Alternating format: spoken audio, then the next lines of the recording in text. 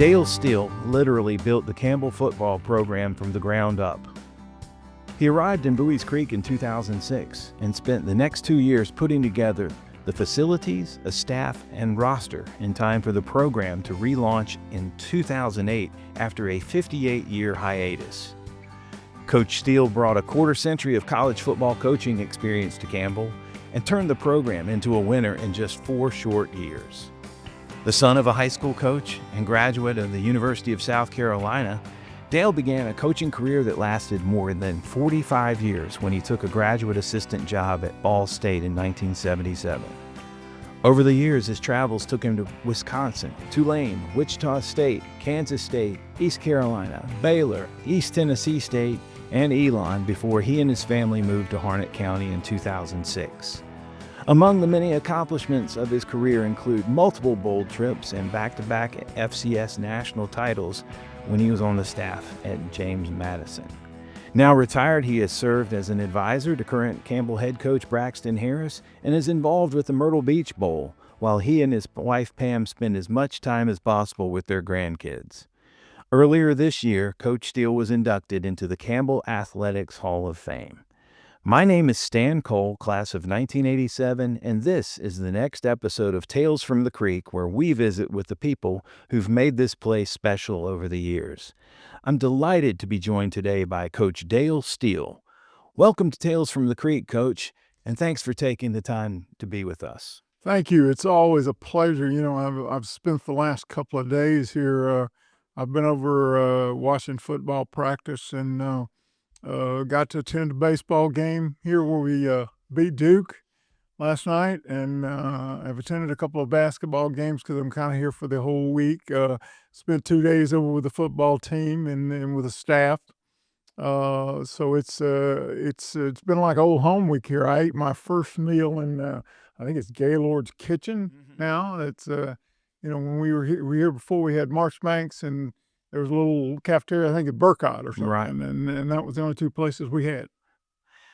Coach, let's just start out at the beginning. Tell us a little bit about your childhood and youth, where you grew up, and how you spent your days back then. Well, I grew up the son of a high school coach. I have 2 brothers. My dad was a high school coach and a high school principal. It was a pretty typical childhood. We weren't rich folks. We just kind of lived in the country, and then he coached ball, and we fished in the creek and camped out at night and, did all the things that normal country kids do growing up. And, first job I ever had was at 12 years old, throwing watermelons on a truck for a guy named Clyde Ware, and moved on from there to other things, and just a pretty typical childhood. It was a good childhood, and got in athletics, of course, through being around a lot, but got in athletics, played midget league basketball, played baseball. I was a second baseman, Bobby Richardson fan. Was fortunate enough years later when I was in school at the University of South Carolina to get and meet Coach Richardson and spend some time with him. But it was a pretty typical childhood. Got involved in football as a junior high school football player, and played until I left South Carolina and after getting my education there. Coach, what led you to choose the University of South Carolina for your... Well, it's funny. That was kind of a last minute thing. We had been to Mississippi State and Southern Mississippi, to Clemson. I thought I was going to go to Clemson. I visited Clemson in the summer. Had visited Tennessee when Bill Battle was there. I was basically a walk-on player that, Coach Battle. My dad, being a high school coach, knew a lot of people. Mm-hmm. And there was a gentleman by the name of Pete Jenkins, who had been at Troy State University, which is now Troy University. He was the defensive line coach at the University of South Carolina. So he was my dad's contact. Went up and met with Coach Paul Dietzel, met the freshman coaches. At that time, we had a freshman team. Bob Morrow, who had played center for Coach Dietzel at South Carolina, was the freshman coach. And he convinced me to come play. I think there were a lot of walk-ons at South Carolina. They had just come out of the ACC where they had some restrictions on walk-ons, so Coach was taking a lot of walk-ons. Mm-hmm.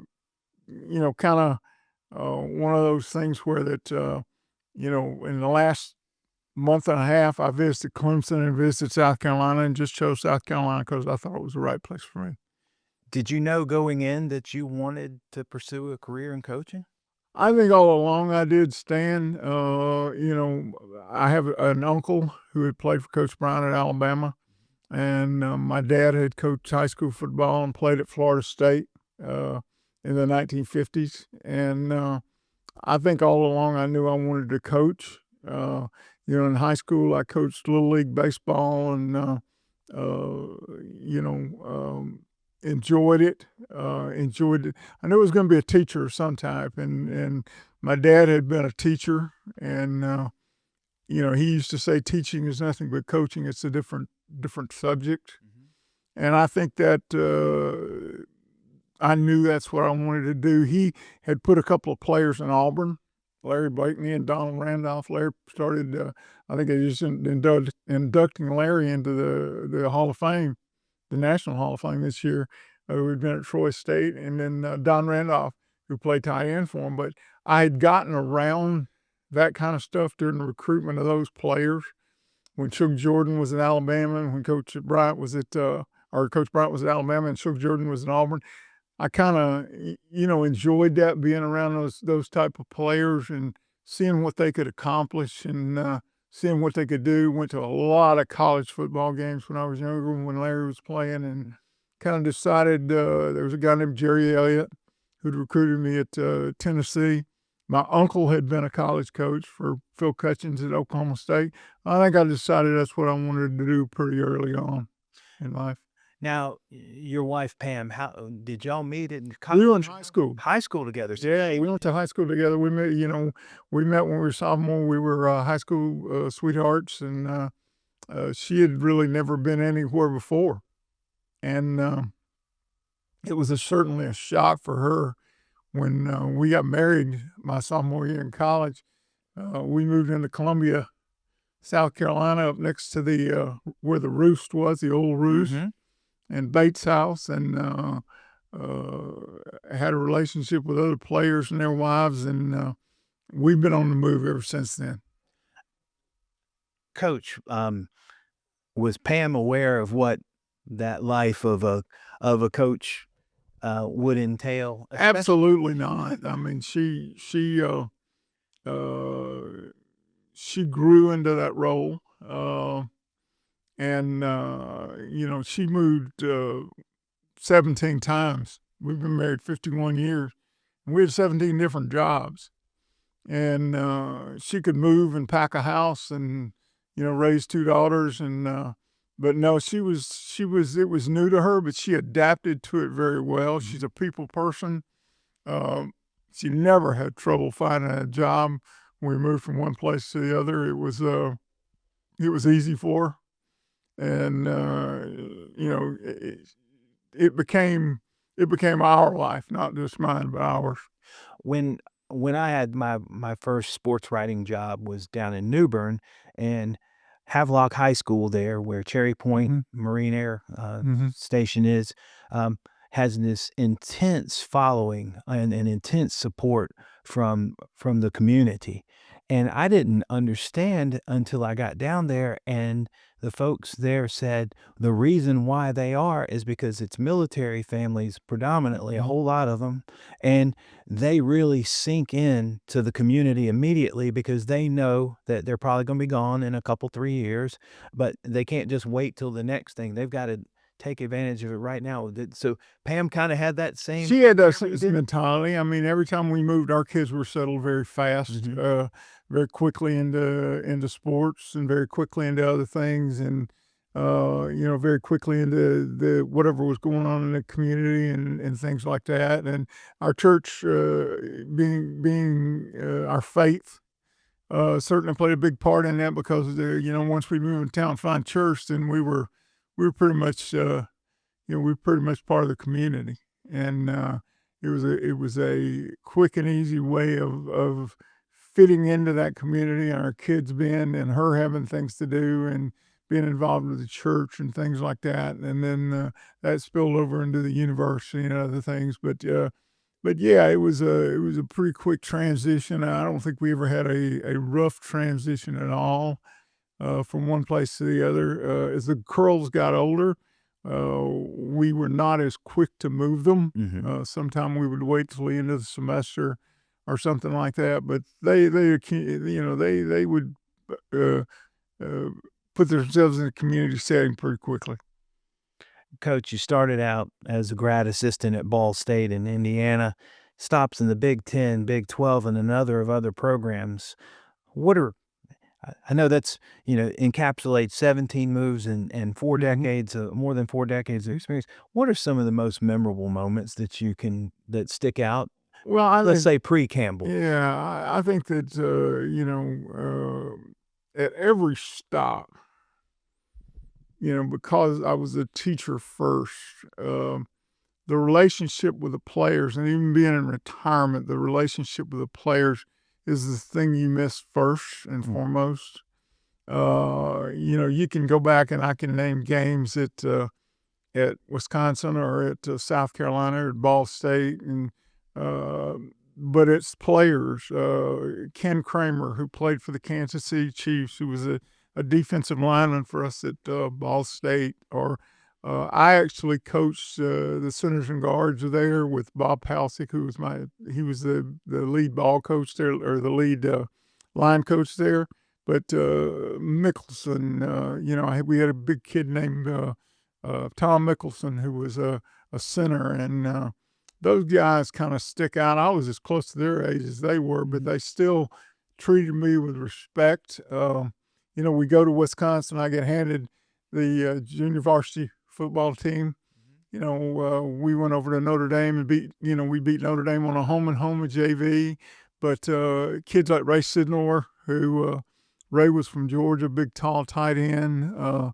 To this day, Ray was, he struggled a little bit at Wisconsin academically, but he tried awfully hard and, succeeded.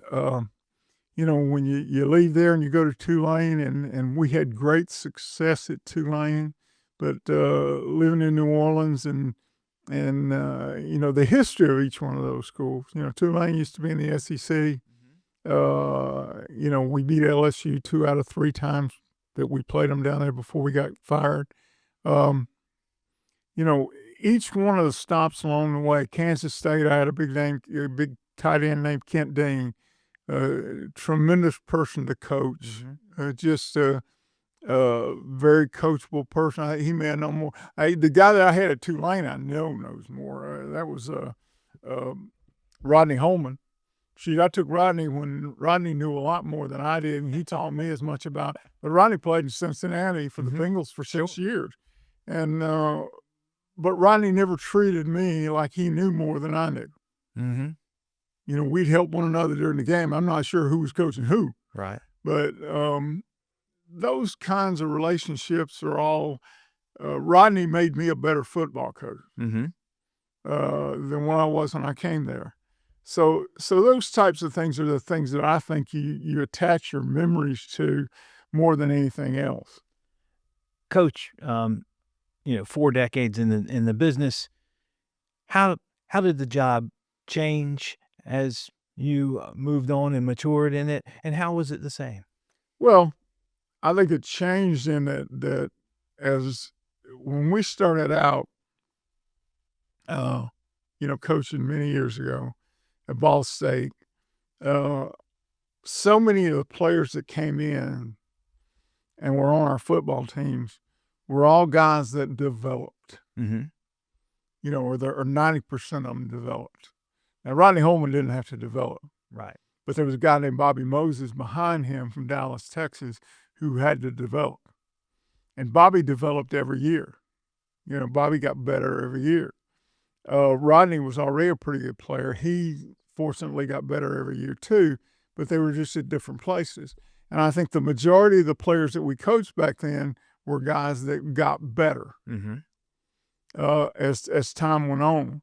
And their reason for playing was that they wanted to be the best they could be. They loved the game of football. They loved the preparation part. I won't say they always loved practice, but they loved college football as it was. Their purpose. We all have a purpose, and their purpose for playing was to be the best they could be and win. Mm-hmm.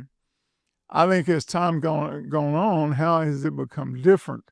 I think today, if you take the average college football team, that 90% of them want it for what they can get in return. Mm-hmm. They don't want the same return that our guys wanted. Our guys wanted a college education and the opportunity to compete and to be the best they could be. Now they come in with the idea that I want to be in the NFL. I want what's mine now.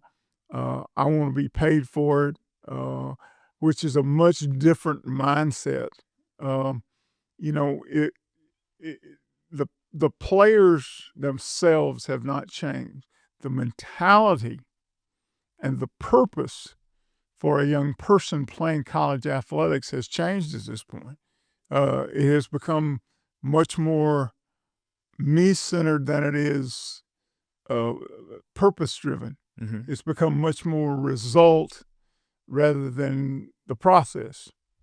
And I know everybody hears that term a lot, but a kid asking for an NIL is result driven and not process driven, as opposed to a kid who comes in and says, okay, if I work hard, 4 years from now I might be a draftable player, and the result would be this.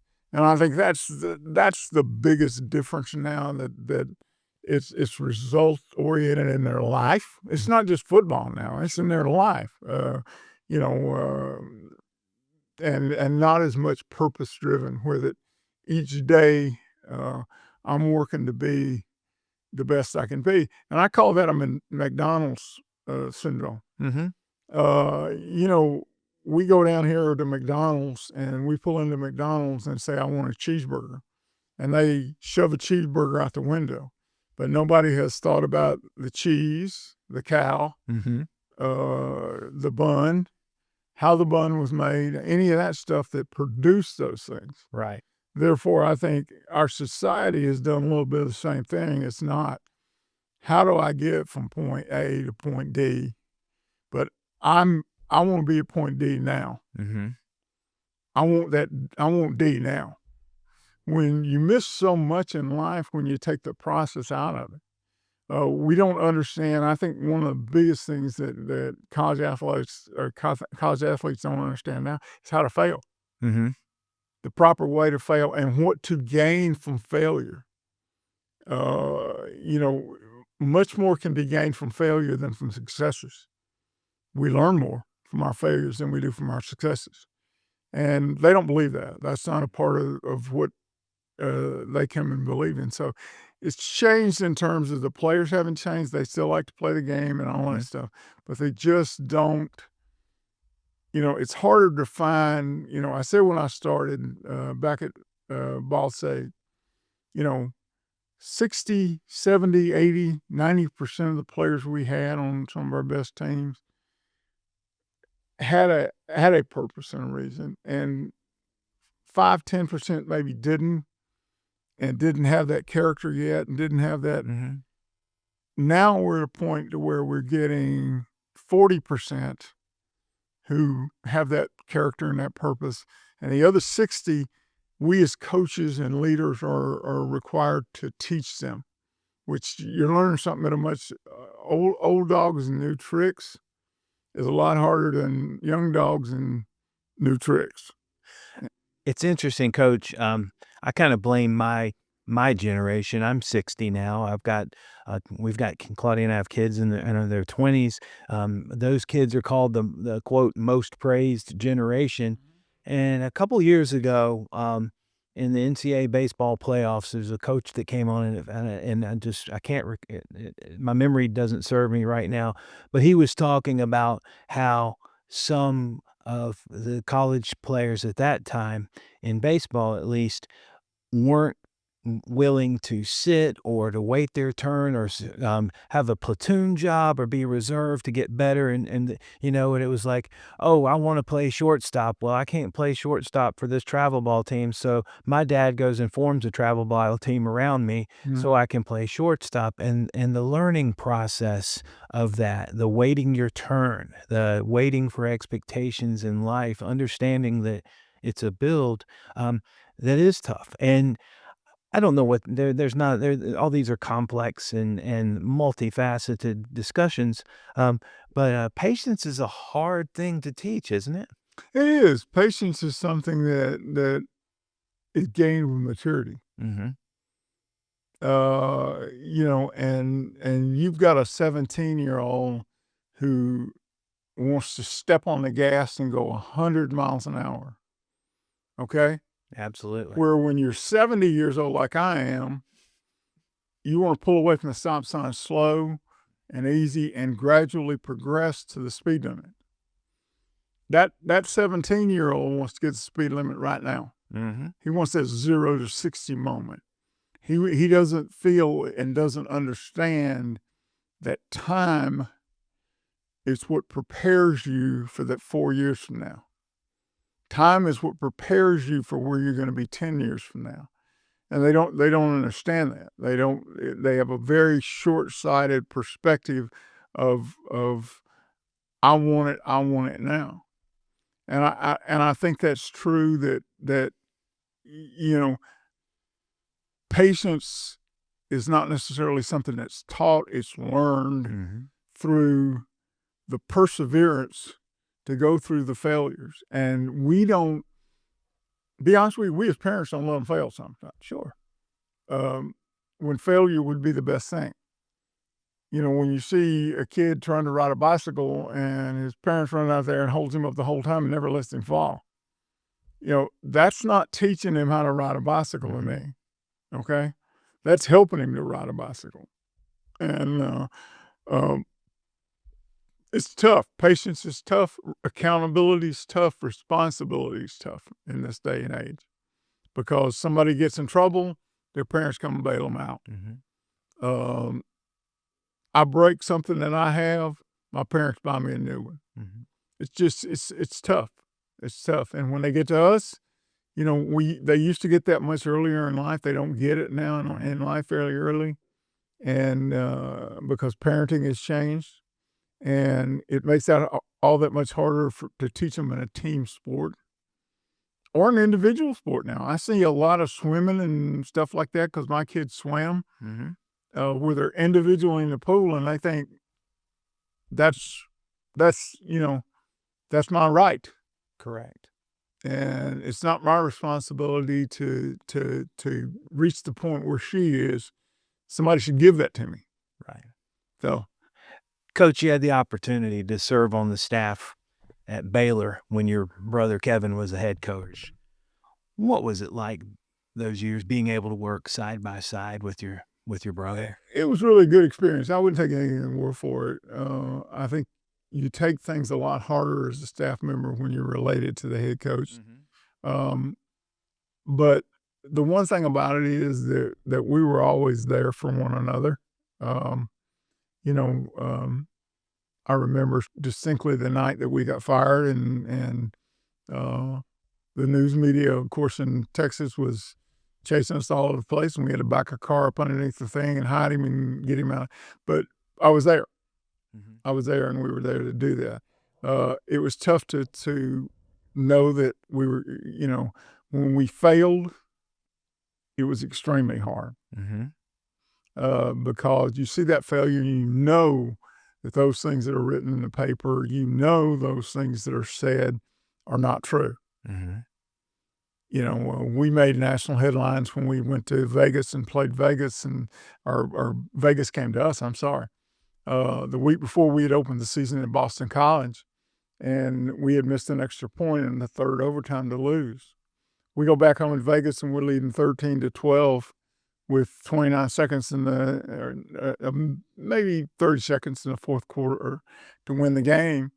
and we hand the ball off, which is a rookie head coach mistake, not managing the clock correctly. All head coaches, Bill Belichick, Lou Holtz, you know, everybody has made those rookie mistakes time-wise. And we hand the ball off, and the ball gets fumbled and returned 99 yards for a touchdown. And the criticism that he took for that was very difficult because I was a part of that, so that part's very hard. The enjoyable part was that we spent a lot of time together. And, he always knew he had at least one person in the room who had his back, no matter what. So it was enjoyable. Coach, I know that the list is long, but if you had to pick out a handful of folks, who are some of those folks that you would say they really helped me along my way? Grant Taff. Grant Taff would be one of those people. Even Longtime coach at Baylor. Yeah, longtime coach at Baylor.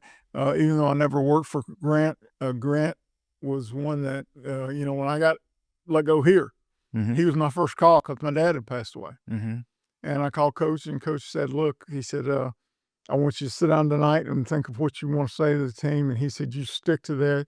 You read that. Don't you say anything else because you want to handle this with class and dignity. I think that was great advice. Dave McClain, who passed away years and years ago, he had a tremendous influence on me at the University of Wisconsin. He had a tremendous influence in the fact that Dave was such a personable guy. He was easy for anybody in the building to talk to. He knew everybody in the building. He was, 100% involved in the entire building, the community, and everything else. Bill Lewis, I learned so much organization from Bill Lewis. I mean, Bill was a tremendous organizer. Bill knew how to organize and detail. And, I'll never forget the first meeting we had with our team at East Carolina where we were going to fly. He calls a meeting after practice on Thursday afternoon, and we'd never met on Thursday afternoon. And Bill basically went through the way we were going to board the plane and explained the seats to them and the whole 9 yards. I mean, he was a detailed guy, and people laugh at that. But I'm going to tell you what, we never had any problem with knowing where we were supposed to be and what we were supposed to be doing.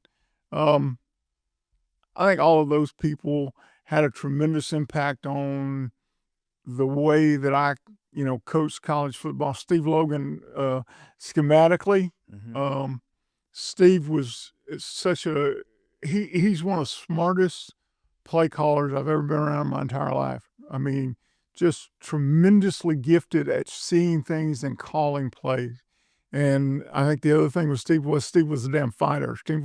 He was a fighter. I mean, he was just going to punch you, and there was never, time was going to run out, but you weren't going to get beat.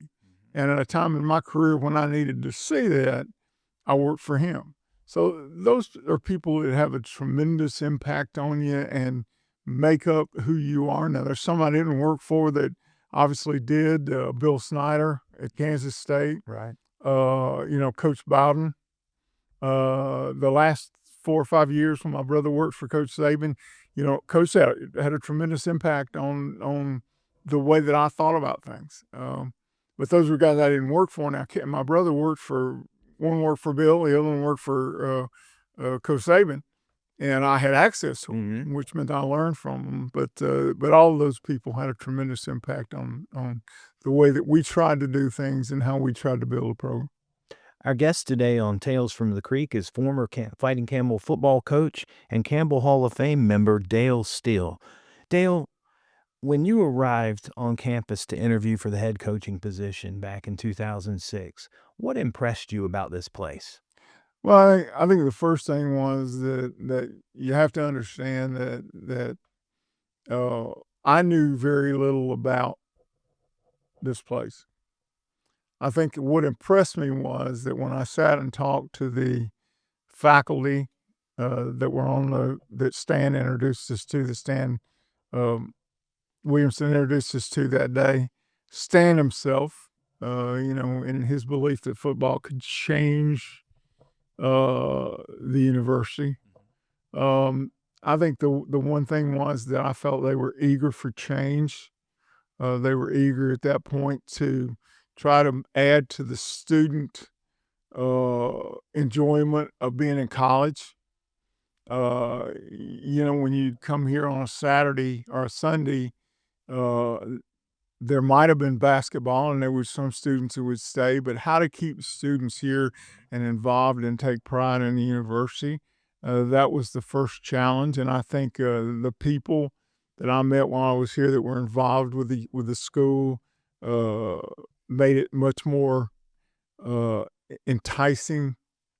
Plus, when you tackle something that nobody's done before, I think you gotta feel that you're being of service, and I felt like we were being of service to the university and adding something that the student body at that time needed to rally around. Attention Camel fans, join the Fighting Camel Club and support our student athletes like never before. Your donations go directly to funding life-changing scholarships, helping our athletes reach their goals on and off the field. As a Fighting Camel Club member, you'll get exclusive perks like limited edition merchandise, early ticket access, and the chance to watch Campbell home games from the exclusive Fighting Camel Club End Zone Suite at Barker Lane Stadium, or pregame with us at our exclusive hoop room before our basketball games. Don't wait. Head to gocamels.com and click on the Fighting Camel Club button at the top of the page to join today. We make a difference for our students when we do this together. Go Camels! Dale, when Stan Williamson, the AD at the time, later called and offered you the job, what went through your mind? Well, it's an unusual set of circumstances because we just gotten let go and I had flown down to Miami to interview with Coach Saban. And I had gotten back, and I felt like that they were going to offer the job to one or two other people that had interviewed for the job. And I came down here, I interviewed with Stan, went back home, and really and truly, I didn't think about it again. I was just kind of waiting on Coach Saban to call. And when Stan called, it was the reaction was that I was excited to know that now we had a direction. We needed to put together a plan very quickly of how we were going to handle building this program, establishing Campbell football across the state, staff preparation, things like that. But it was exciting. I mean, when you say, when you're 25, 26 years old, you want to be a head coach. In college, and that opportunity comes along, it's fairly exciting, yet it's dawning in front of you. And I think that just the excitement as well as that last 24 hours, and then you're into it, and you got to figure out what you're doing next. I remember when one of our former basketball coaches, Robbie Lang, at his introductory press conference, he had been in the business for more than 20 years. And he stood up there in front of the microphone and he was very honest. He said, kind of went, whew, there were times I really never thought I'd be doing this. And with that opportunity, he didn't have that mindset it was expected, but I think he had in his mind some things, how he wanted it to do. I mean, it sounds like you were pulling from a number of great influences, and you probably had in your mind a playbook of how you wanted to build this. Oh, there's no doubt. I think that when you've been in it as long as myself or Robbie at that time, that what you've done is you've gathered all of these things from all of these different people, which make up your plan, your program, your feeling about how things should be done correctly in a winning program. And I think that becomes, the plan, because you can't I told somebody the other day, we were over in football yesterday, I think. I've been on staffs before where offensive coordinators, I coached offense for years, would walk in and shove a playbook at you. and say, look, this is the way we're going to do it. I've been in other staffs, like Steve Logan's staff, where Steve came in and said, okay, here's a playbook. We're going to take this playbook and we're going to go through it page by page. And as we go through it, we're going to choose those things which are right for us. Mm-hmm. Okay. Well, I think you've got all these things over here in this book that you've accumulated over the years and all the things that you want to do. But now at the point that you become the boss, you have to say, okay, let's take this page by page. Where does this fit? Where does this not fit? Does this not fit where we are? And begin to pull those things together. And I think that we all don't anticipate it, but we all plan for it. Mm-hmm. So when it happens, now you got to take all of that knowledge that you've accumulated. And mine was actually in a notebook because I'm a planner and a writer. And I began to look at those things and say, okay, we can use this, we can use this, we can use this, we can use this, we can use this. After being here for 6 years or 7 years, I passed my notebook along. Coach Harris has it. Mm-hmm. Okay. And gave it to him so that he could pull what he wanted out of there to help his program. And then you start transferring those things over into reality, into what it's going to be like to how are we going to recruit? What type of players are we going to recruit? What system are we going to use to recruit? You start pulling those things out. You start saying, for example, most of my stuff was involved with scholarship athletics, where the athletic scholarships were offered. When we got here, that all had to be changed to how we were going to use that in terms of academic scholarships. Right.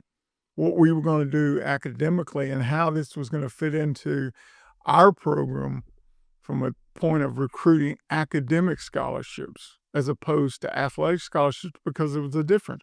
But because we had a plan initially that involved some kind of evaluation, some kind of roster building, it became easier to adapt that athletic scholarship system over to a non-athletic scholarship system. So I think we all anticipate getting that job, okay? Mm-hmm. But we already have that plan. We don't know whether we'll ever use it or not. I've seen guys go years and never crack never get there. Right. A good friend of mine had tried till he retired recently to be a head coach. And he had all the same stuff. It just never fell into place. So it's an emotional high. It's a mental high. It's a physical high, but that only lasts about 24 hours because now you all start taking that and putting it into place. Well, that just perfectly segues into my next question. You arrive at Campbell. There is literally no infrastructure in place for a college football team. Take us what you had to go through, Dale, to go from day one all the way to game day one. Well, we knew what the infrastructure had to be. Mm-hmm. Okay. But when we arrived here, we didn't know what was available to fulfill that infrastructure. So you have to prioritize, number one, where your emphasis is going to be. And because we were going to be an academic program in terms of offering our aid, the first thing we had to do was make sure that we had support in the academic area to maintain those scholarships. We knew we were a year away from playing, so the first thing we had to do was we had to drum up some interest on campus. So we held a tryout, over 100 kids. We took 7 kids that we felt could play, 7 or 12, somewhere in that neighborhood, and we began to make those kids visible on campus at that point. We had a tremendous amount of help from the cabinet that Dr. Wallace had here in terms of getting us a facility to work out of.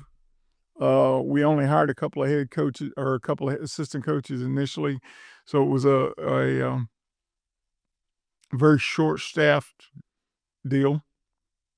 So I think once we got a plan, then we had to go and look at, okay, we've got these 12 guys now.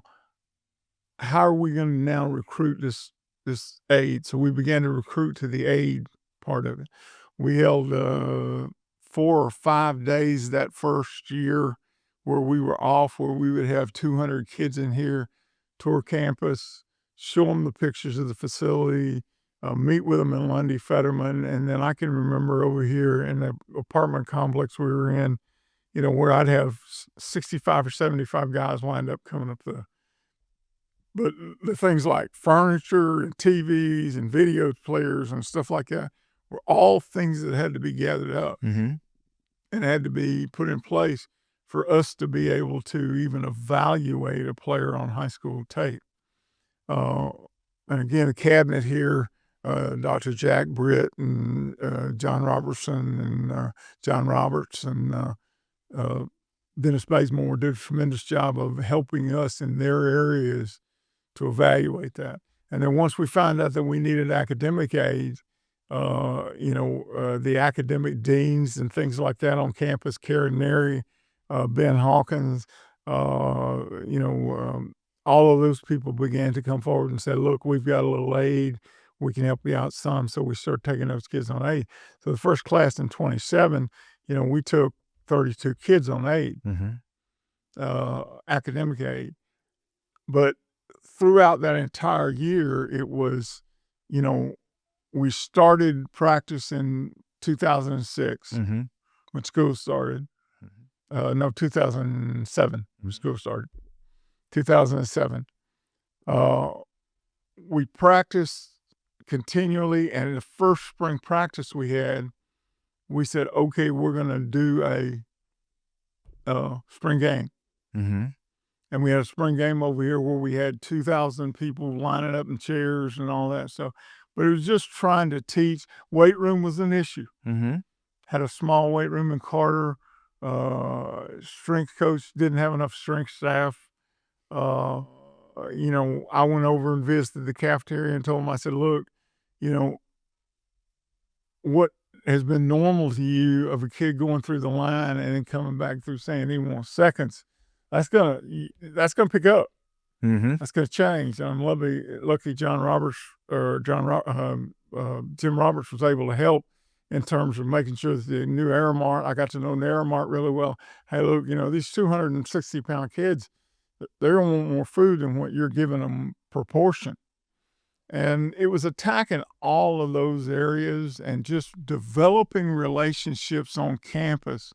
Dorms, it was a different deal for dorms because all of a sudden we had kids that were very immature, that were locking people out of rooms with towels wrapped around them and stuff like that. And, those first 6 months, I was getting all kinds of calls about that until I could get housing to understand, look, these kids are going to be kids. Well, they ain't tearing nothing up. I'll come over and go in their behind when they do something like this, but we can't just every time run around with our hair on fire when boys act like boys. When they lock the bathroom and, the guy's got a towel wrapped around him. I mean, it's a boys' dorm, man.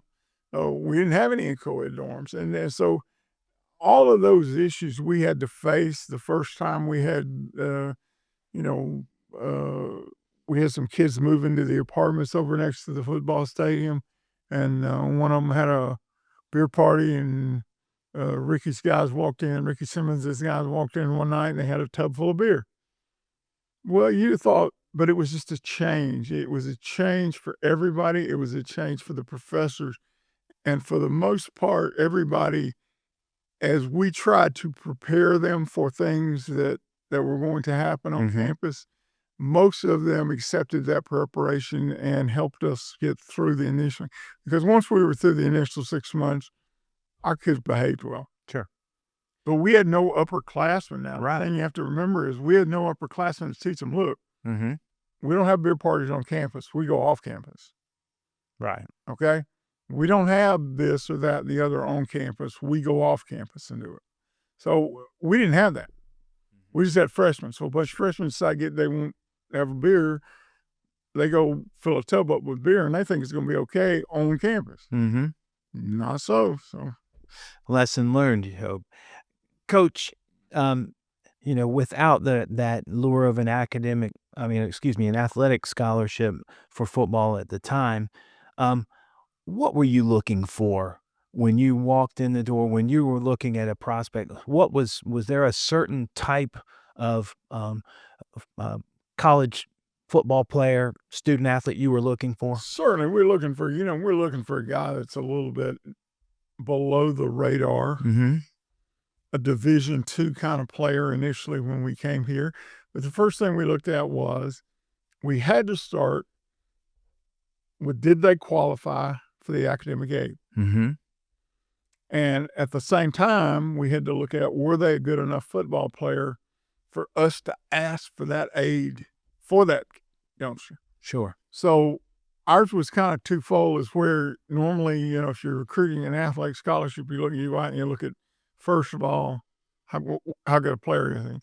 Secondly, you look at, okay, academically, then we can put a plan in place. We had to kind of reverse the two and say, we're going to make sure that we got an academic kid, because to keep the academic scholarship, they had to do certain things to keep their academic scholarship. Mm-hmm. So when you sign Andy Johnson, mm-hmm. okay, the first thing we had to do was make sure Andy was a pretty good student. Mm-hmm. And we could see Andy was a pretty good football player. And what kind of character does he have? Is he going to work hard and keep that? Now, we signed some of them that, Carl Smith, that he had good character. He had bad grades. We fought our tail off to get him every bit of academic and need-based aid we could get him. And, he's coaching high school football now. Mm-hmm. But I think we started with the same things. We just reversed the order that they were in. Coach, August 30th, 2008, you and the Camels hosted Birmingham Southern in the first football game in campus in 58 years.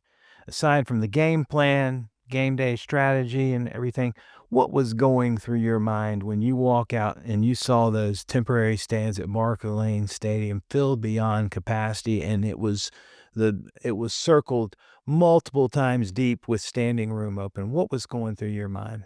That we'd made the right decision. That we had made a difference in campus. That there was a ton of student body there. There were a ton of community there. That we had made a difference at Campbell.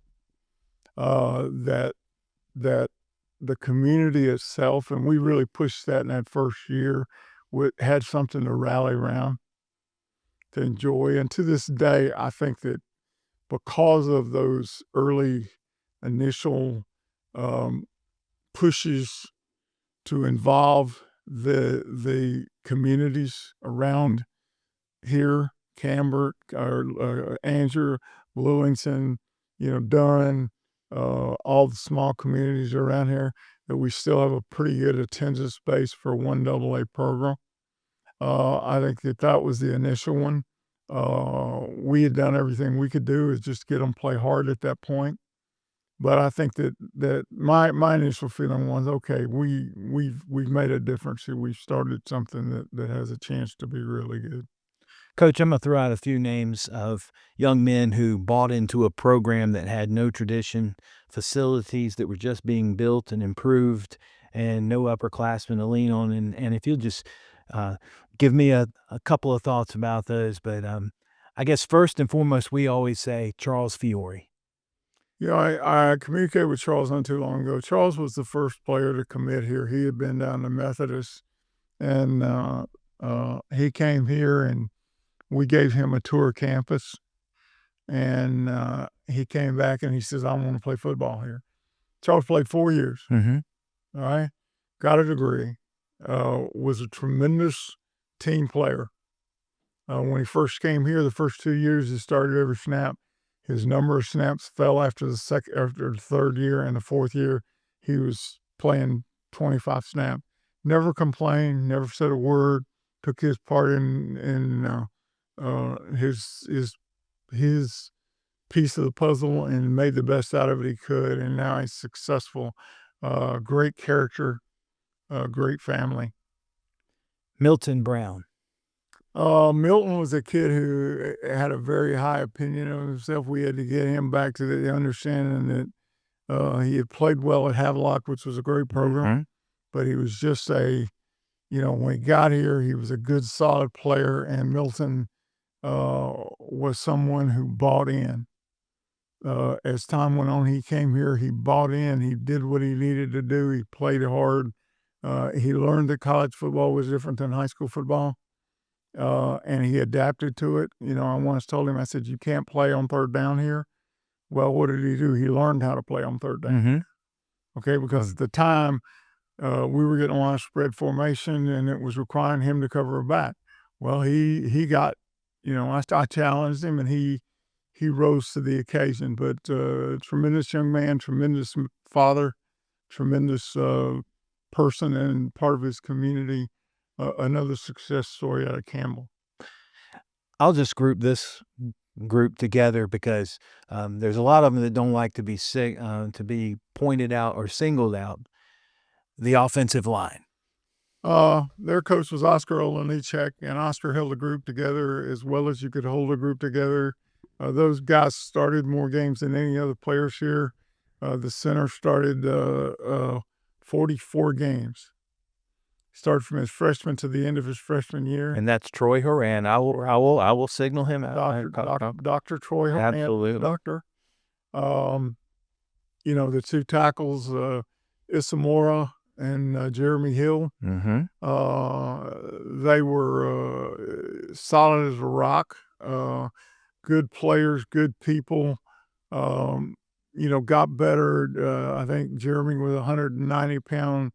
6'6" or 6'7", maybe 200 pounds, grew into being a player, solid a player as you could be, could play left tackle, tough as a pine knot. Brandon Burt, Brandon played at Connolly High School. He was a guy that was just, he was already a good football player and could have played at a level higher. And he came in here and if I wanted to make him mad, I'd call Brandon out, and Brandon would fire him up. We went through a series of guards. Andy Johnson, who was injured. I'm trying to think. Andy Ritter, Daniel Ritter, and then later on Dalton Brown and those guys. But those guys were so together. That they ate, slept, hung out, did everything together. And they were the reason that in 4 years, to be honest with you, we became a viable threat in the league after 4 years. Well, and for 3 straight years, led the league and ranked among the nation's best in rushing. Oh, yeah. And why was that, just to segue a little bit in the strategy, why was that so important at that time to Well, I think that we were limited. We had to figure out what we could do to win. Sure. Okay? Spread football was coming into existence. We didn't have enough fast grass basketball type players on the perimeter. Right. So our ability to run the ball and to throw the play action was where we were not a drop back team. Right. I mean, that was not going to be in any of the quarterbacks that we had come through here, Matt Villano, Daniel Polk, Braden Smith. We were not a drop back team. We were a play action team. And all those guys were tough. Daniel Polk run over you like in a skinny minute. So I think that the ability to run the ball and make first downs and shorten the game. Defensive line is one of the hardest positions to recruit. We had Randall Herring over there. We had a lot of good players over there, but we weren't very deep. So you get into a spread game and you got to play 80 plays. You want to try to keep the other team from running 80 plays on Randall and that group that came through on defense. Freddie Shine, Randall, and those guys, they played hard. But they weren't going, we had Chris Price over there at linebacker. We had Milton over there at linebacker. We didn't want to play grass basketball. Right.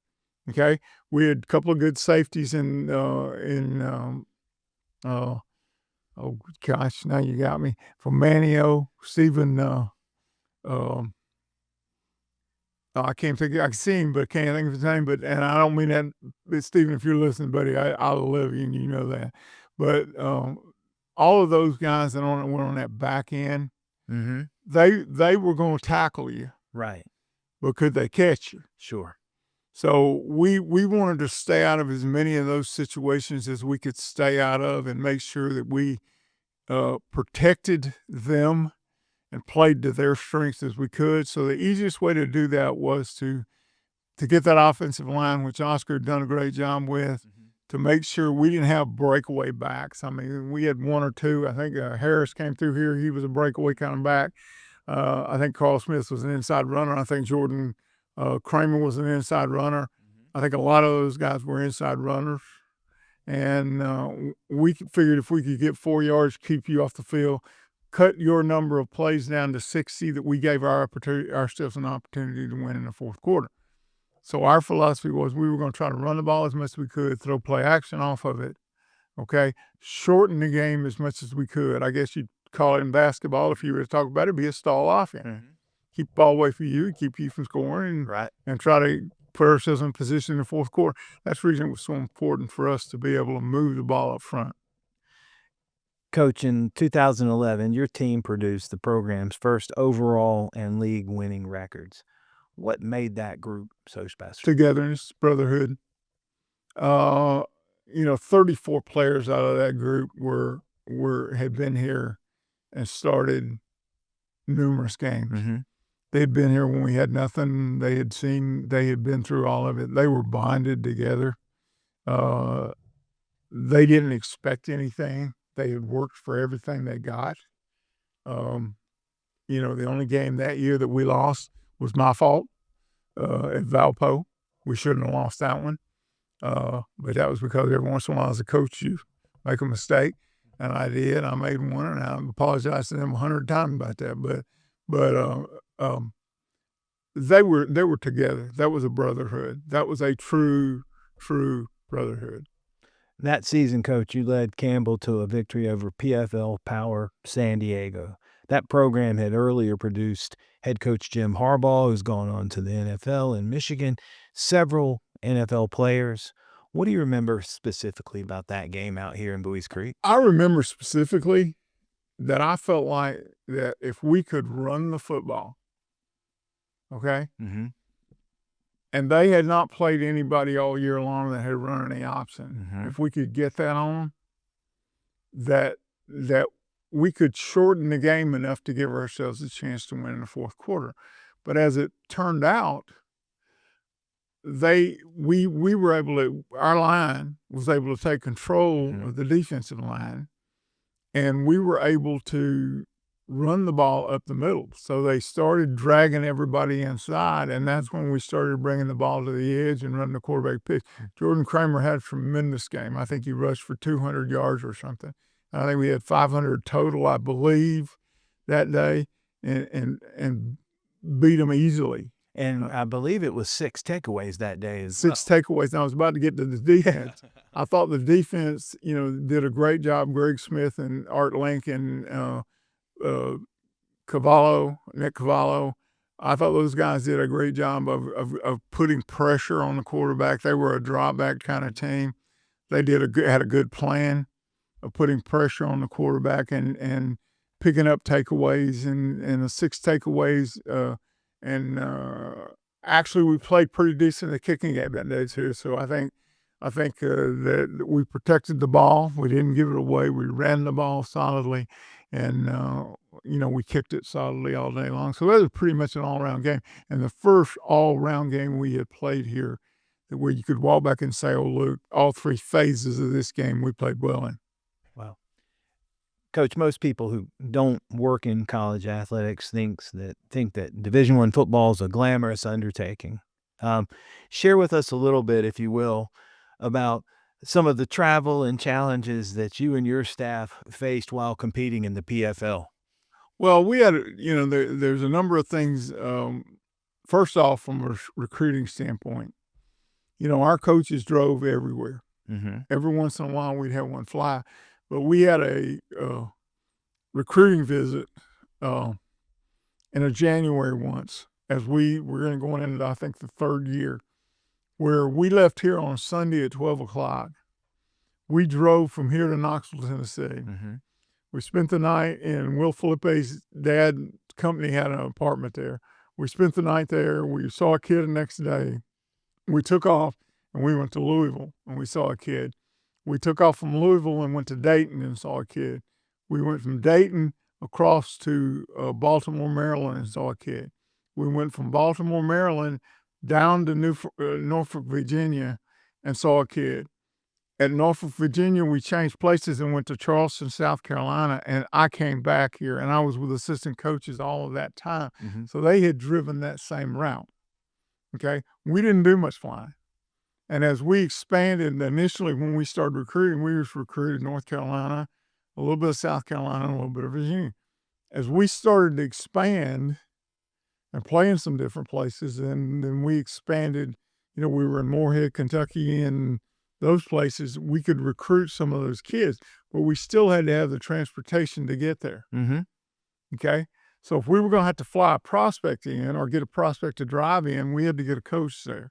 We did that the last 2 years continuously, where the coaches would leave here on Sunday and they would go from here to Pensacola, from Pensacola to Tampa, from Tampa to Miami, from Miami to Clearwater, from Clearwater to Jacksonville, and Jacksonville back here.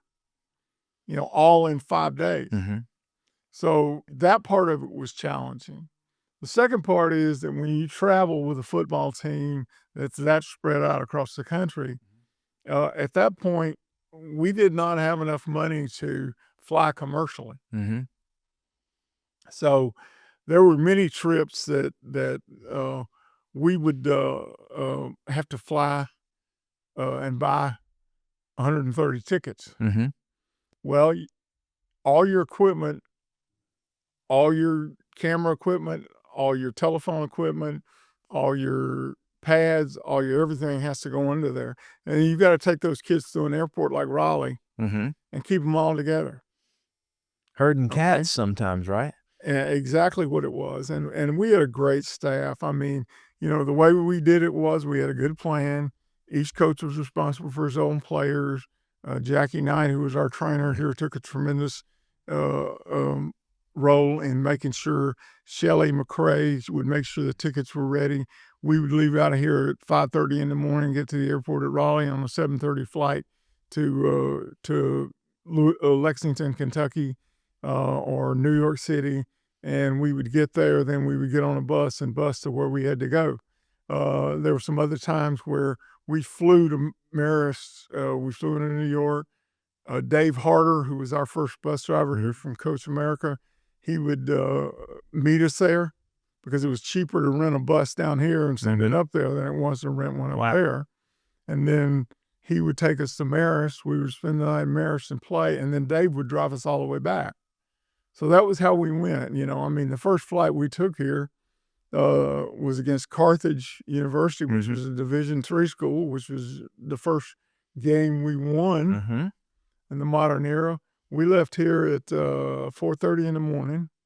We went from here to, I'm trying to think, Milwaukee, Wisconsin. Mm-hmm.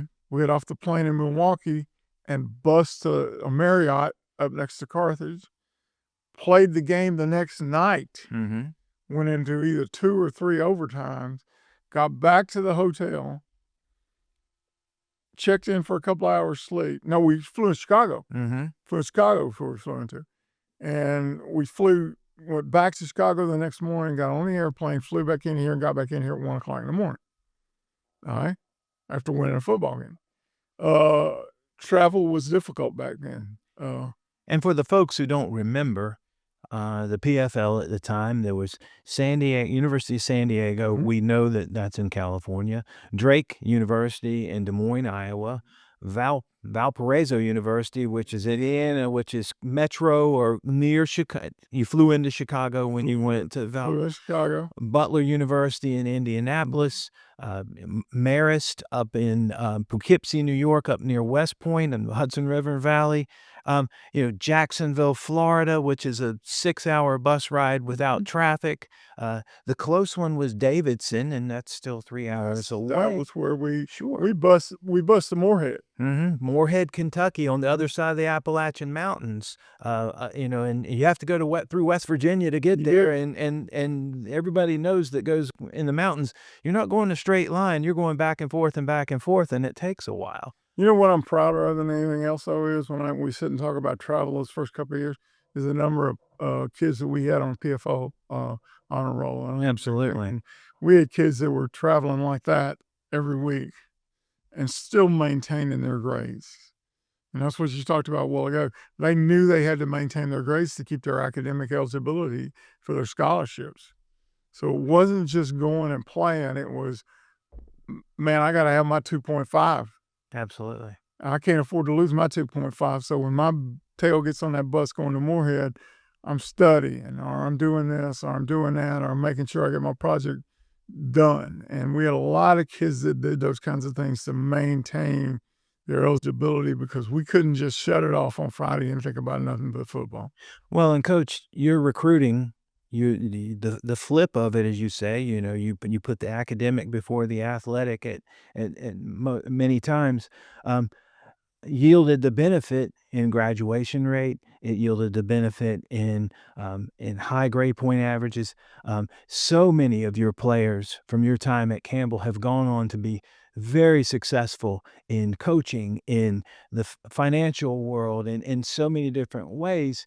And there's no secret sauce for that. It's like you recruited guys who had their priorities right. They had tremendous work ethic, and they knew what they wanted to become. They weren't here to be NFL players. Right. They were here to get a degree. And they got their degree, and they got the opportunity to play Division I football at the same time. And, I think the crowning thing was we went to we played Old Dominion. Mm-hmm. And we played Georgia State, and our kids got to play in the old dome in Atlanta before they tore it down. And kids will still talk about that. Absolutely. Kids will still talk about being able to play in front of that crowd, or that, they got that opportunity. And that's a great thing. We used to always have to tie in, because we'd leave a lot of times on Thursday. Mm-hmm. Okay. And every time we did something like that, I tried to give them a treat. Mm-hmm. So we took them to the San Diego Zoo. We took them to the NCAA Hall of Fame up there. We took them to the, I'm trying to think what else we did. But we were always taking them somewhere else and doing something else with them other than just football. I believe you got a trip into West Point. Is that correct? We as did. well? We had a tour at West Point. We practiced at West Point. So it was all about making them the most rounded they could make them, and giving them an opportunity. We'd have to fly in and be in there at 9:30 in the morning. What do you do all day? You sit around and do nothing. No, we wanted the kids to see something. We wanted them doing something. We wanted them to be able to reap the rewards of what they were, what they were having to do to keep their scholarship academically. We wanted them to see other things. Coach, what other memories outside of football do you have of that first time in Buies Creek? What stands out? Well, I think just the tremendous people. I had a ritual. As a matter of fact, I redid it yesterday. Dr. Danny Hester, who plays the organ in the first year we were here, and the first year that we played games. On Saturday morning, I think the chapel they didn't build the chapel till the second year. Mm-hmm. We used to have to meet our players over in, we ate pregame meal at Marshbanks, because that and the one in Burkott were the only two cafeterias. And we would eat pregame meal, and then we would go in and have the final team meeting in Lundy Fetterman. And then we would walk across campus, because I couldn't afford a bus at that point. I had to use a bus on another thing. But the second year we built the chapel, and every Thursday or every Saturday morning, I would go to the chapel at right around 6:30, and I would sit in the chapel and just meditate. Well, the second Saturday morning I was there, Dr. Hester was up there, and he started playing the organ. And when I came in, he asked me what I was doing. I said, Dr. Hester, I come by here every Saturday morning just to meditate. He said, well, you mind if I play? I said, no, sir. So he played for 30 minutes. Well, it got to where Dr. Hester was meeting me in the chapel. And he knew what I liked to hear, and he would play for me for 30 minutes on Saturday morning. And yesterday we sat over there and he played again for me. And that to me is a memory that on Saturdays, that was my peace time. Mm-hmm.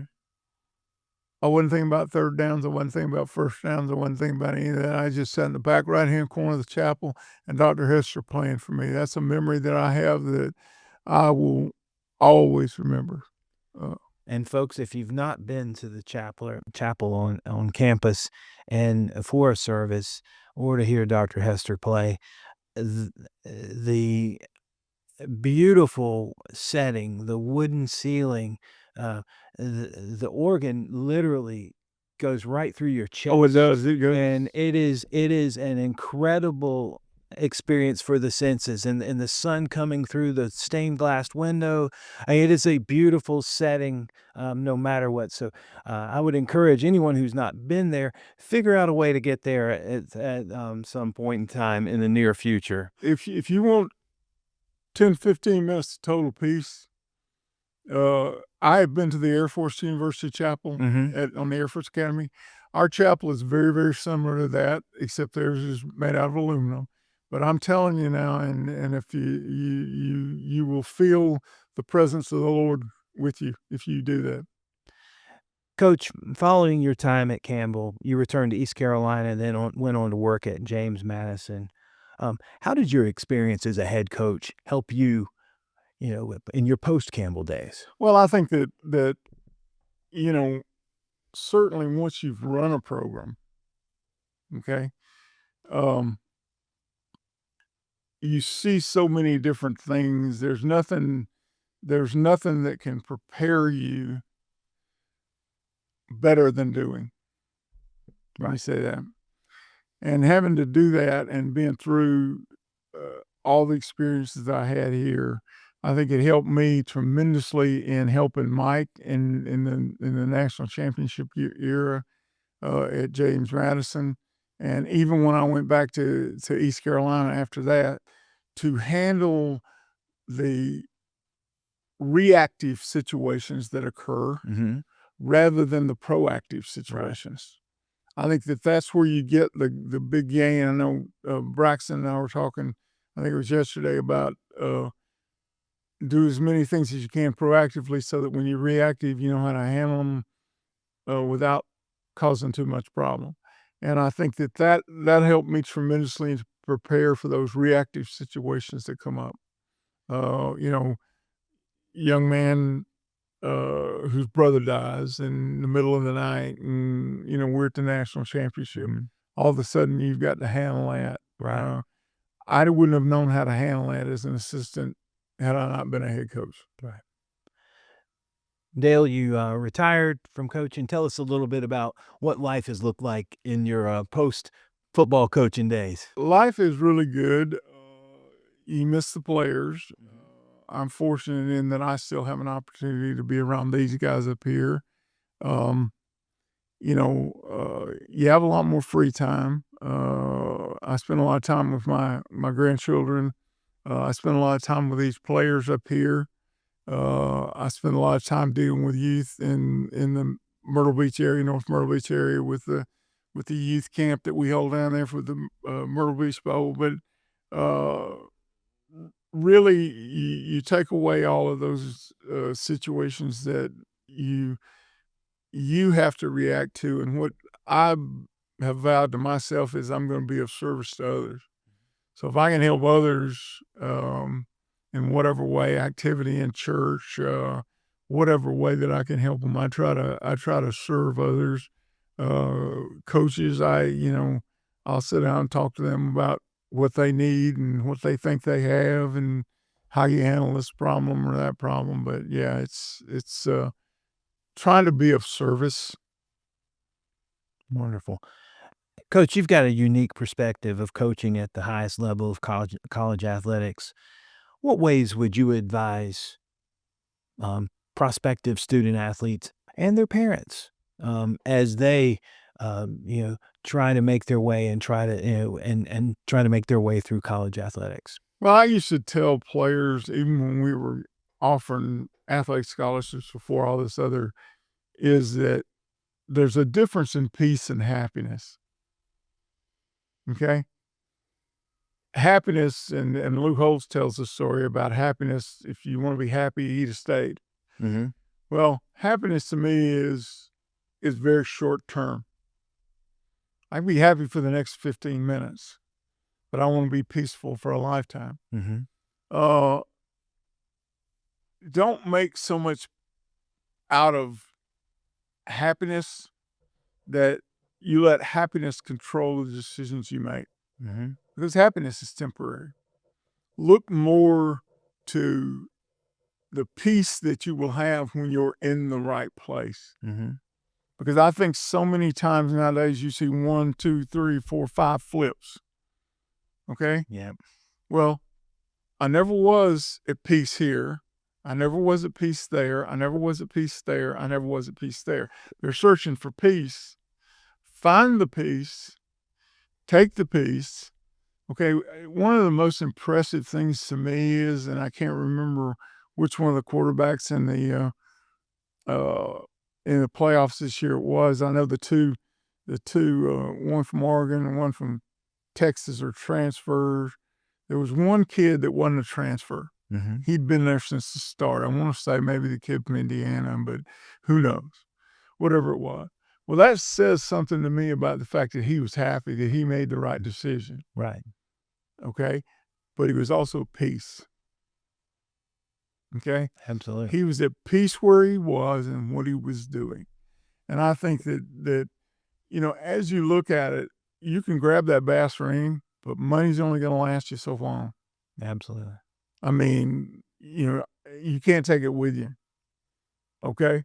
And if you've got an NIL that you signed for $100,000, all right? And at the end of this time, okay, that you're a player there, all right? My guess is that $100,000 over those 4 years or whatever you decide is mostly going to be gone. Mm-hmm. Okay? You better have a college education if you've transferred too many times. All right? You can't get any more. So where does your peace come from? I lay my head on my pillow at night and I don't worry about paying my bills. I don't worry about my kids. I don't worry about my family. I'm at peace. I went and did the very best I can. Well, these kids changing schools so many times, they're not transferring. All right? They've got a 2 in a billion chance of playing in the NFL. Mm-hmm. Okay? And they made $400,000 for 4 years and have none of it left. Right. Make sure that you find a place where you're at peace before you choose to go there. Because if you do, you won't be doing all this switching around. Dale, you've re-engaged with the Campbell program over the last couple of years. What do you like about Coach Braxton Harris? I think Braxton is, first off, he's a people person. He's very engaged with people. He's a teacher. His dad was a high school coach, so he knows how to be a teacher. He relates well to the Campbell community. I see him at the baseball game last night, and I see him at the basketball game. When you're in this community, he was making fun of me. He said, "You left football practice early to come to a baseball game?" I said, "Yeah." I said, "I did." I said, "I had to get my baseball fix into that." But just seeing him there, and I think that he relates so well to the community itself, to the people that are here. He's a lot like what Campbell people are like. Don't let anybody ever tell you that everybody is right that everybody can coach everywhere. Mm-hmm. That's not true. That's not true. There are a lot of good football coaches that can't coach or work at a place. Mm-hmm. Okay. I think that what Hannah did is that Hannah and Dr. Creed found a person that fit when you start checking off the boxes of what it is to be a coach at Campbell. Mm-hmm. Okay. Now, those 8 or 10 things that are involved in that, he fit those. He fit all of those. Okay. And therefore, you're able to move forward because you're moving in the same direction the school and the alumni and the faculty are moving. And I think that, I appreciate Hannah involving me again. I'm not involved other than I'm around a lot and bugger for tickets and, hang around a lot over there with Braxton and give him another set of eyes if he needs them. But certainly this university at this point, athletically is in great hands. Mm-hmm. And there's no reason that what we saw 16 years ago can't be accomplished. We're in one of the strongest leagues there is for FCS in the country. Mm-hmm. I'll be honest with you, it's where I thought it would be. A little slower than I thought it would be, but it's where I thought it would be.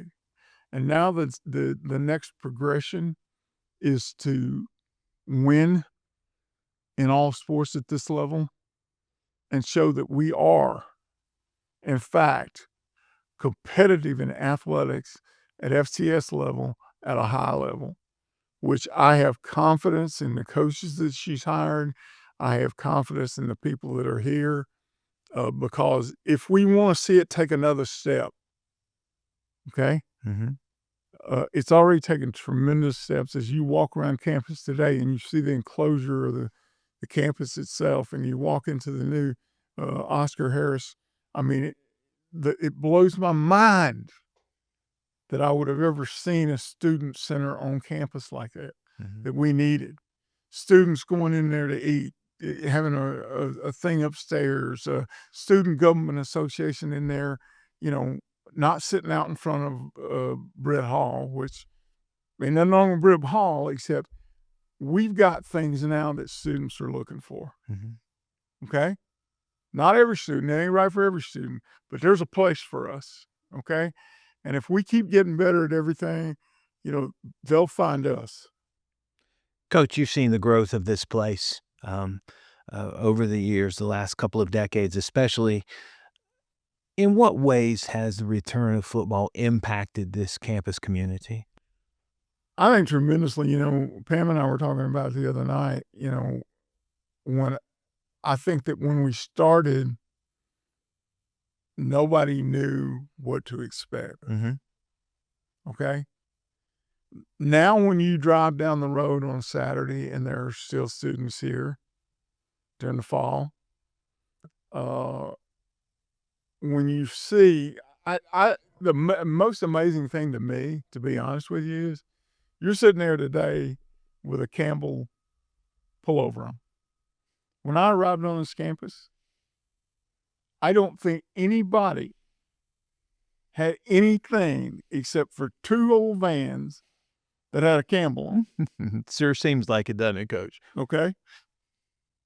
And I think those 2 old vans were there, but you look around today, kids are wearing Campbell shirts, they're wearing Under Armour gear, there are Campbell stickers on the back of cars in other places.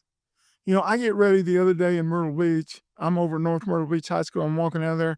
The little girl says to me, she said, "What are you doing with a Campbell on the back of you?" I said, "I used to be the football coach." She said, "I played lacrosse there." How about that? And I think it's because we went in every high school and the name, whether you believe it or not, the sport of football is one that every Saturday for 11 Saturdays, your name's going to run across the bottom of the screen. Mm-hmm. You had a season here where 4 times on Thursday night during the 2020, the whole country, which was hungry for football, Right. turned it on and said, Somebody in California scratched their head and said, "Where's Campbell?" Right. You can't make up for that free advertising that you get from that part of it. Okay? Just like the first time that this basketball team makes the NCAA, either in men's, women's, or whatever, baseball, okay? Somebody's learning about what Campbell is. It's so much further. I mean, I didn't even know where Campbell was when I started. All right? Now when I turn on ESPN, it pops up there in front of me. I see it on social media. I see things. It's just athletics, not just football. And football draws a large number because it draws in 100 or, and it draws large crowds. But that's free advertising. Mm-hmm. Somebody who didn't even think about coming to school here in business or dentistry or pharmacy sees that and plugs this little thing and says, Campbell University, 7 majors, 8 majors, 9 majors, pharmacy. You know what? I'm interested in pharmacy. It's not just, the only thing I ever heard was, and I have no problem with this, Campbell in the basketball camp. Mm-hmm. Okay? Or Campbell in law school. Right. That was it. When I got here, that was the only thing you heard. Now you hear about the baseball team. You hear about the orthopedic medical school. You hear about the nursing school. You hear about, dentistry and pharmacy. I know we started to hear more of that when we were on the road when we were here. And I think that's where athletics in general does it. It's just football has a broad audience. Dale, I've known you for quite some time now, and I know that you're very humble by nature. But what are some of your career accomplishments that you're most proud of? I think this would be one of them. Just the ability that this thing has sustained and gotten bigger and better and showed up where and I think the career accomplishment that I'm prouder of than anything else is I have a Meta, Facebook, whatever you want to call that thing. I have it for one reason, Mm-hmm. for my former players. Right. Okay. I think that the thing that I'm proudest of is that the number of players that will say to me, Andy Johnson will hug my neck and say, Coach, I love you. I appreciate what you did for me. Okay. I mean, that's more than all the national championships are worth in the world. Andy's mother saying, Coach, I'm so glad you came into my home that night. Kids that had it pretty good, Braden Smith. Braden Smith played at SMU. He comes here. He's a quarterback for 2 years, and we go 6-5. And he'll say to me, Coach, I would have been unfulfilled had it not been for that 1 year that I played there and we won. Okay. Tom Miner, who we didn't even finish here. Okay. Mm-hmm. Because Tom got in a pickle when we first got here. He was in ROTC and he got in the mess. I had to let him on football team. He just stayed in school and graduated here. Wesley Snow. Did you know the trivia question of all trivia questions? Who quarterbacked the first win in Campbell football? Wesley Snow. Wesley Snow. From Florence, South Carolina, I believe. But do you know how many games he played in? 1 as a starter. Mm-hmm. 1. But Wesley's a lawyer in Columbia now, and doing great things, and I still hear from him. So I would say that, the greatest thing to me is the people and the young people that I've gotten to know that say, Coach, I appreciate what you did for me. Dale, earlier this winter, you were inducted into the Campbell Athletics Hall of Fame. What does that mean to you? What it means to me is, first off, it's the greatest honor other than the grace that my Lord and Jesus Christ gave me. But it's something that's given from the heart at Campbell. And it's something that represents a lot of work that a lot of people put into it. Trust me, my name may be over there on that thing, but every one of you, including you, that we started from scratch and didn't have anything. And, here it is 16 years later, and it's moved forward. It's at a place where it can go on and be what it can be. It can improve and get bigger. I guess that I'm proud of the fact that we were able to, in some way, give it some direction and some leadership that brought it to the point it is today. It'll obviously be one of the greatest honors I ever got because ever received because the place means so much to me. Gave me a chance to be a head coach, and that was one of my goals. And I look at it 16 years later, and I look at what Braxton and Hannah are doing with it, and I think to myself, boy, we must have laid some bricks right. Coach, finally, can you put into words what Campbell University and the Buies Creek community mean to you? Not probably, but I'll try. I'm not one for great emotion, but when you think back, and if I said to anyone today on Thursday, 1 week, I'm headed to Miami to work for Nick Saban, and on Monday of the next week, I'm the head football coach at Campbell University. People would probably say to you, well, why didn't you? I called Coach Saban and said, Coach, I ain't coming. I withdrew my name. People would probably say to you, you're crazy. But the truth of the matter is that God put me here for a reason. And it was the right thing for me. It was the right thing for my family being here. This is the greatest coaching experience that I ever had. I won a national championship.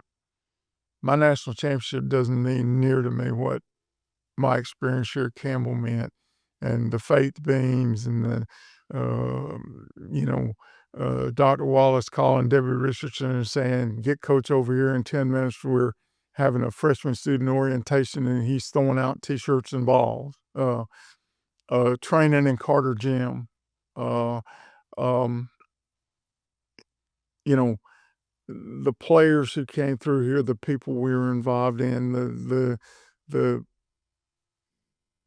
that's what Campbell is all about to me. And I'll share with you this. You asked me what Campbell means to me. Mm-hmm. Okay? Well, I can sum that up in 2 short words.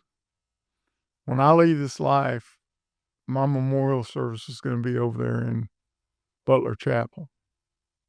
That's what Campbell means to me. I'm Stan Cole, and our guest today on Tales from the Creek has been Coach Dale Steele. Thank you, Coach Steele, for sharing your Tales from the Creek. Thank you, and thank you most of all for Campbell and your service to Campbell over the years. And I know how dear and near and dear it is to your heart. And people don't realize how much you worked and through your time of being here, and we appreciate that.